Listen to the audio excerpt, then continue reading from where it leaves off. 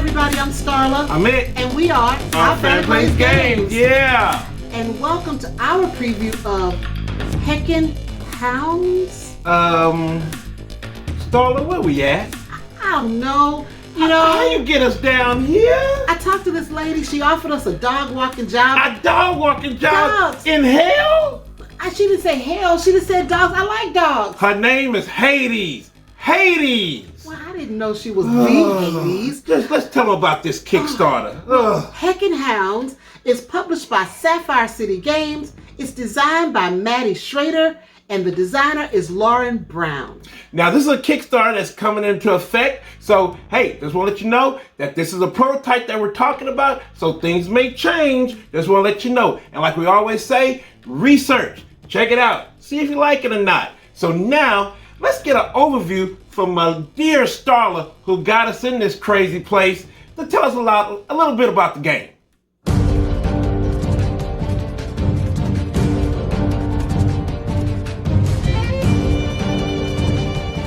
Here is the overview. Heckin Hounds is a game that takes place over a series of rounds, each consisting of 5 shifts, or should we say tricks. Each round is overseen by a shift leader. The shift leader can see everyone's hand, including their own. Other players are unable to see their own hand, nor can they see the shift leader's hand, but are able to see other players' hands. The shift leader gives 3 clues to each player about the dogs in their hands and how bad they are. The player then takes turns promising to work a number of shifts. Ideally, they want to work as few shifts as possible. The round is scored based on how many shifts the player worked compared to how many shifts they promised to work. Finally, players take turns working a shift, walking and taking care of dogs on behalf of Hades. Each shift consists of all players playing 1 card from their hand into the center of the table. The player that played the worst dog has to work that shift and collects the cards played into it.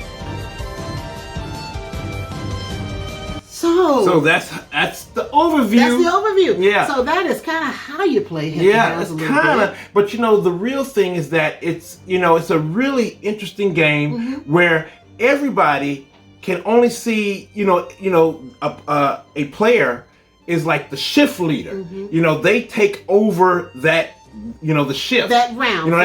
Yeah. And they can see everybody's cards, yeah, including their own. But as a player, you can only see, you can see everybody's, but not yours. Yeah.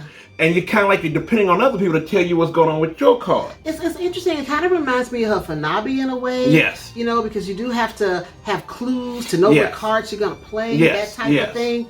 But it's interesting how they added the little clue tokens and all that. So that makes a difference. Yeah, because when you reveal the cards, everybody gets like 5 cards and you reveal them because it's like 5 tricks that you try to get, and you put them on the little card tray, and you got to put them out because you can't see them. If you're the shift leader, you see everybody. That's right.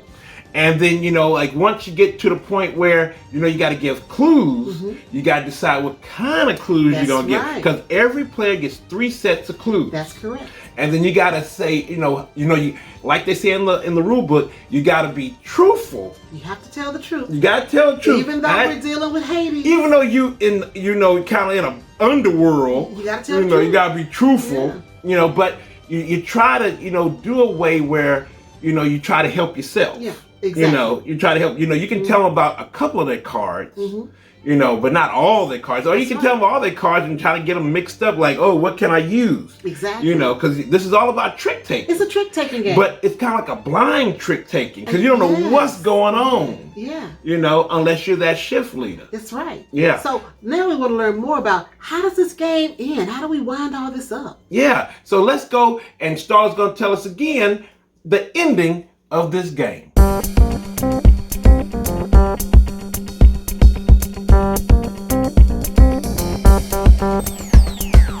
Here's how the game ends. After each player has had a turn being shift leader, the game ends and final scores are tallied. The player with the lowest score, without being on probation is the winner. In case of a tie, the player who walked the least badness on the badness tracker is the winner. This player may go home early. The player with the highest positive score is promoted to Hound Master. In the case of a tie, the player who walked the most badness points on the badness tracker is promoted. The players who end the game on probation are fired and are no longer allowed to walk Hades' hounds. So that's pretty much the game. Yeah. Yeah. You know, regardless of where we're playing the game. Yeah. That's a game in a nutshell. Okay. Hades. You had to get something from Hades. But they're dogs. Hades. Okay. Well, this is a very cool game because, in certain cases, it's really, you have 3 to 7 players that really makes it really kind of strategic a little bit. Mm-hmm. But sometimes you only have 2 folk. Like sometimes it's me and Starla, and they have a cool two-player variant where there's no shift leader, and my opponent can't see her cards, but I can see her cards, and she can see mine, and I can't see my cards. Mm-hmm. So, and we have to give each other clues back and forth. Mm-hmm. So that's, very interesting. Yes. And it's a lot of give and take and a lot of, is she telling me kind of the truth? She got to, but, is she telling the truth to her advantage or not? Yes. So that's really something else. That's where the strategy lies. lies. That's where the strategy lies. And then they also have another variant which is really, really hard, and it's the hard mode where there's no clue tokens whatsoever. No. You guys can talk about, the cards, but no clue tokens. It's all about memory. So you're like, whoa. And that's that kind of Hanabi feel to it. It's all about memory. But see, what the clue tokens, when you're using the tokens, you don't have to remember because the tokens are down there. Tell you can see, they told me I had, 2 of this type of dog. I don't know where those dogs are in particular, but I know I've got 2 of them. So the tokens help. So when you go to the hard mode and you don't have tokens, it's all about memory. Yeah, it's all about memory. And I think that'd be really interesting. Yeah. So that's pretty much Heckin Hounds in a nutshell. But let's see that Starla tells us about the 2 variants. Here is the 2-player variant and the hard mode variant. For the 2-player variant, there is no shift leader. Rather than having one player provide clues, each player takes turns giving a clue to a player of their choice until each player has given 3 total clues. You cannot zero bid. There is no extra bad dog to break ties. Instead, ties are broken by the total value of dogs that were walked. For more challenge in this game, try the hard mode. Just leave the clue tokens in the box, and players must now memorize the clues that they are given and what cards they were given for.